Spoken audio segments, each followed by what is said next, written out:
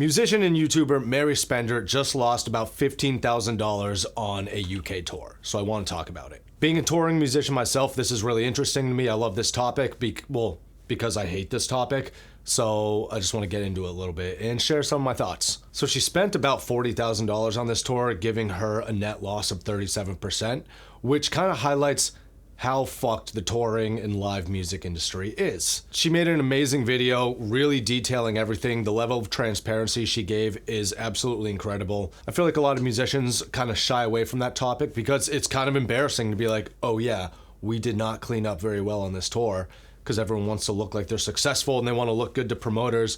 And I have an immense amount of respect for Mary for A, getting the fuck out there and touring, and B, being transparent about how completely messed up the money situation is. So she spent 13 nights on the road doing 8 shows with about, I'm reading here, 1,200 tickets sold total. So that's about 150 heads a room if you average them out. And this is a tour that she spent a full year planning.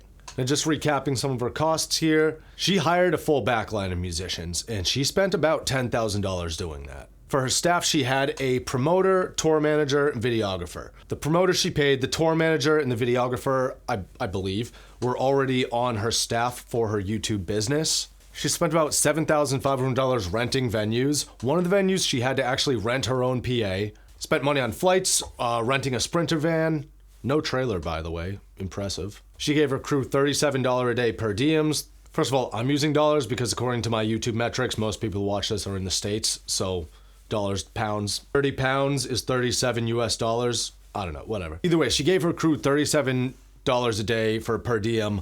That's like $260 a week per member. On her rider, she had chips, fruit, beer. She spent 1,000 pounds on insurance. And in total, for ticket sales, she sold about 60% of available tickets. She also had some major tax issues and just had a fifth of her money just removed because of some stuff that I don't know too much about. And she also made about 5,000 pounds in merch. She was staying in hotel rooms each night, which I think is totally justified, absolutely. Now, I don't think she did anything majorly wrong. I mean, she paid her musicians, which is more than most people hiring bands can say. She put everyone up in hotels, putting 2 to a room on the outskirts of town in those travel lodges. I forget what they're called. We stay in literally the same ones. They're great. You wake up in the morning, you walk to Greg's, you have a steak bake. I love touring the UK. And she covered a fair amount of ground in the UK. Although touring the UK is difficult because, I mean, even in the comments of her Instagram posts, you have people being like, why no Manchester? My guy, you're within an hour of 2 of her shows, but that's besides the point. That's just touring the UK. You're going to get that. This whole point being, this is someone with a massive online presence that is taking a huge hit on a tour. And it just shows like how tough the touring industry can be. And I think to me, it highlights that there's a major difference between online presence and IRL presence. I was talking to a music manager and what he was telling me was that a lot of the labels are now separating artists into 2 categories, online artist and IRL artist. So they have these kids blow up on TikTok, they have like a song hit like a viral trend, and they're getting huge numbers in streaming, but they can't fill 100 cap venues. And they send these kids on the road and they're playing all these empty shows and they are losing a ton of money. And it's bad for the label, it's bad for the artists, it's discouraging, it's kind of bad for everyone. So they're kind of starting to sign and treat artists differently. Now what she's doing is, she did a tour the right way. As I mentioned, she paid everyone, she did everything great, she put on a good show. I think her best move moving forward is to keep touring. Hit those same towns, and you have to build the in-person presence.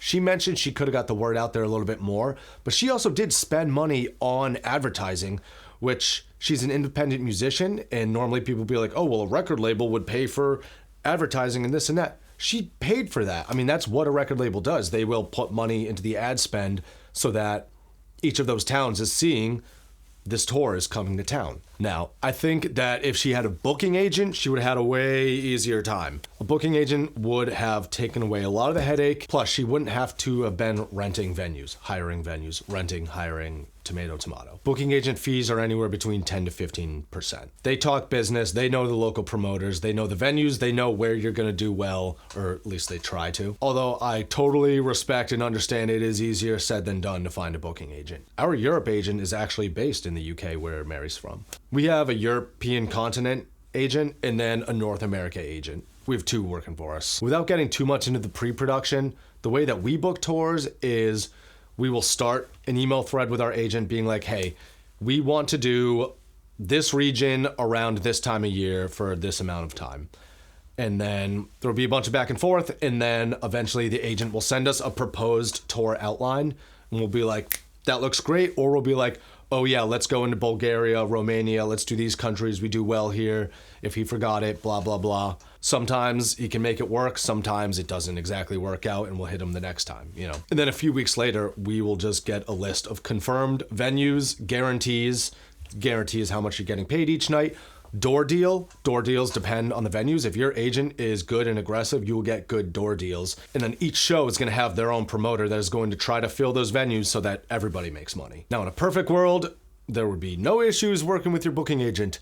It's not a perfect world. It's a pretty fucked world, I'll be honest. I'll get into that stuff in another video talking about working with booking agents. Now, paying those musicians, that was pretty pricey. I will say that. For 8 shows, she dished out about $10,000. Like that's kind of nuts. You got to be playing way bigger venues in order to be hitting those numbers and having them make sense. However, I would call this an investment tour. You're proving to those local promoters that you're bringing a good show. Hopefully that pays off by bringing in bigger people next time. Now, I'm not saying what to pay musicians. Pay people what they're worth. That is a negotiation. If someone says, I want to get paid this, and you agree to that, awesome. I love and respect that she was not shitty about it. She wasn't stingy and being like, she paid those guys a lot of money. And that comes down to where it is advantageous to have a band. When you have a band, it's a little more like everybody is in. They're not just paid musicians, you know? They are in it. They are working together, knowing they may not make that much, but they're in it for the long run. That's why it's just a terrible idea to be in a band. And right now we are kind of in the age of solo musicians blowing up on the internet and then trying to find a band to play their music. And that's where you find a big difference between that being one way into the business versus a band that grows together. I think a band growing together forms a stronger foundation. However, it's way easier to blow up on the internet when you can sit in your room and make videos about ukuleles and blow up. You know what I mean? Online content creation is one thing, playing in a band is another thing. Sometimes those worlds don't mix. She mentioned getting the word out there would have been better. It is tough. It is tough to do. And we face a million times. People say like, oh yeah, we had no idea that you were playing in this town when we're there, you know? And you just do all you can. However, I mean, I'm looking at our Instagram page now. I don't see a tour flyer posted at all. She has a really well curated page. I mean, she's killing it online. She knows what she's doing. However, it could mean that she pulled the post after the tour. However, I think it's pretty crucial to have your tour dates front and center on your social media. I mean, just using my own band as an example, it takes more than just posting stories with a ticket link. Also, she has a huge YouTube channel, which is absolutely awesome. However, those people are spread out throughout the world, probably. I don't know her viewer demographics. I don't know if they're all UK based. I don't know if they're US or XYZ. I have no idea. But I will say that having the big online presence does not always mean ticket sales, you know? It's a tough reality when you're like, yeah, I'm getting millions of views, and then you only get 24 people walk in the door. Now, she brings up this funny segment about sleeping in the van. Of course, anytime a musician posts what their numbers were like on tour, the internet heroes start to be like, you should have slept in the van. You got a hotel, you piece of shit sellout. And it just doesn't work like that. I mean, sure, this is a shorter tour, but that's still 2 weeks away. I mean, you need people to be comfortable. You need people to get the right amount of sleep. People get sick on tour. Look at any musician, YouTuber that goes on tour. It's usually around like day 4 where they're like, got a cold. That's real. People get sick on tour all the time. You're staying up late, you're partying, you're drinking more than you normally do. I mean, maybe if you're us. And people get sick on tour. if you're trying to sleep in a van, first of all, I don't know how you're gonna sleep 6 people in a van. There are ways, we've done it. No, we're in our 30s, we're not sleeping in vans. And she's staying in the travel lodges in the outskirts of town. Like that's, you know, she's saving as much money as possible, but she's right to be doing it that way. That is what you do. Sure, I know bands, they'll get one hotel room and then they'll like sneak everyone in, everyone will cram, they'll sleep 3 to a bed, some on the floor, XYZ. You don't have to do that. One of the things that my band did in the US, we are not as established in the US. We are bigger in like mainland Europe where some of our shows will be like 1,500 people. In the US, it's just not the same. People don't know we exist over here, which is funny because I'm from the States, but the rest of my band is from Australia, but they live in Europe. It's really confusing. Anyway, we don't do as well in the States, and seeing how long the drives are and seeing that hotels are expensive, I purchased a school bus, and using our accordion player who's a carpenter, we built it into our own tour bus. And that way we now have an advantage for our tours moving forward in the States, which is awesome because we just sleep at campsites. We have fires and we're making s'mores and drinking whiskey and just having a great time. It makes touring a lot of fun. I'll do a whole video about building a tour bus in the future, but it's one of the drastic measures that musicians will go through because how much it costs to tour. Now, Mary's attitude about getting back on the horse and just, what does she say? Hold on, let me... You get knocked down, and if you're resilient enough, you get back up. Right there, she said it. If you're resilient enough, you get back up. And sure, that sounds just like light motivational speech. No, what that means is if you have a tour where you take a hit, you book another tour. You book bigger shows, you find out what went wrong, you make tweaks to the business, and you get back up and you do it again. That right there is good advice. I'm not sure we should be selling a course on how to tour based on a 37% net loss tour. Hot take, but overall thoughts, she went about everything the right way. She's building a touring business from the ground up, starting with a strong foundation. She has the online presence absolutely nailed, but you have to still actually have to grind in person to be able to play in front of people if they're your own headlining shows. I think it would be a really smart move for her to leverage her social media career and get in touch with some artists that are filling big rooms. Then you can collab and do a tour where instead of her grinding out to do a headlining tour and losing a bunch of money, she could just get on a tour with a big artist, bring a lot of attention to that tour, bring her online audience to that artist who's already filling 1,000 cap rooms or whatever. That would be one way that I would do it if I were her. And obviously that's another thing that's easier said than done. Also, I totally recognize I'm just a person talking into a camera being like, I would do it this way. And I get that that's how the internet works. She's not skimping out on her show. She is saying that she could start playing solo, spend less money on the musicians. However, if she does find that she likes playing with that band or with a band, I think it's great that she's not skimping out on paying them. I think paying $10,000 for 8 shows is fucking nuts. But yeah, you just got to keep touring, and that sucks, especially when you took a huge hit on a tour like that. I mean, that's how my band we have like 30,000 Instagram followers. Some of the rooms we'll play will be like 1,000 to 1,600 people in Greece, Poland, Amsterdam, Paris, like all over Europe. Like we'll be filling rooms. We're not that big on the internet, except for on YouTube. We have like one viral song that like absolutely skyrocketed, but when our band started playing, they were doing small, tiny rooms all over Europe.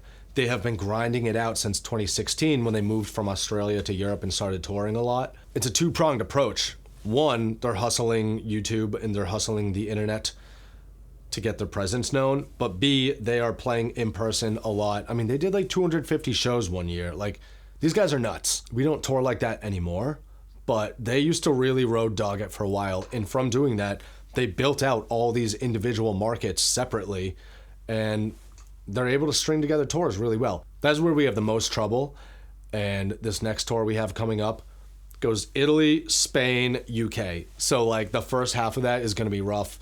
And then the second half of that tour is like mainland Europe, and that'll be a lot easier. So it'll be interesting to see like these two halves of the tour and how they work out. Anyway, I hope you don't take any of this the wrong way as me being like too critical or anything. Overall, I think Mary did the right thing. I think she's killing it on social media. I think she's learning the hard way that touring sucks as someone who tours all the time.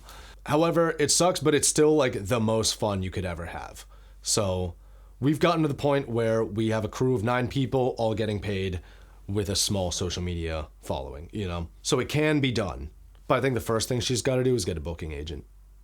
Anyway, catch you in the next one. Let me know if you agree, disagree with anything that I said. Totally open to discussion. Nothing's taken personally. Now, in case you somehow came across my video without knowing Mary Spender's stuff already, go check her channel out. She's a great creator. Like, she makes really good videos. She talks really well about music and the music industry.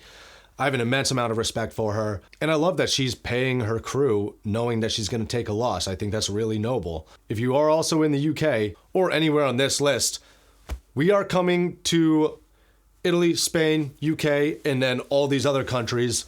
Check us out. And yeah, catch you in the next one.